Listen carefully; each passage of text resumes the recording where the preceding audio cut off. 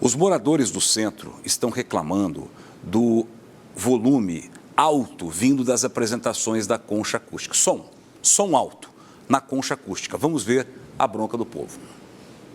O grupo é formado por moradores do centro que reclamam do barulho em apresentações musicais que são realizadas frequentemente na concha acústica. Segundo eles, muitas vezes o som é tão alto que as janelas dos apartamentos chegam a tremer.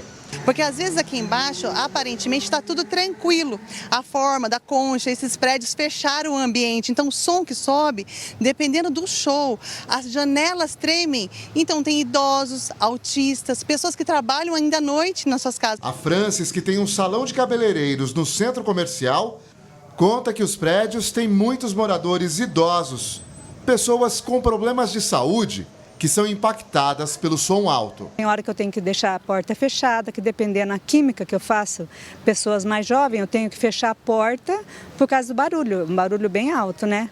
E também porque o meu salão é bem do lado do banheiro, então vai os homens lá bêbados, mulher assim, muitas que ficam no bar lá, ali, e daí elas morrem de medo por causa do bar. Para o grupo de moradores, os eventos aqui na Concha são muito bem-vindos e devem continuar, inclusive com músicas. A única coisa que eles pedem é que o som seja regulado em uma altura que não incomode quem está trabalhando ou em casa. Existe essa chance de vir medir o som, a altura que ele sai da caixa de som, a altura que ele sai aqui para as pessoas que estão assistindo e a altura que ele chega até nos apartamentos. É isso que nós queremos que continue, nós lutamos por isso. Eu trabalhei sempre para que estabelecesse uma feirinha aqui embaixo e que tivesse som.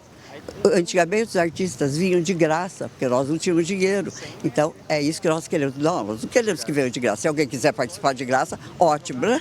Mas nós queremos que seja tudo feito com diálogo, porque isso é bom.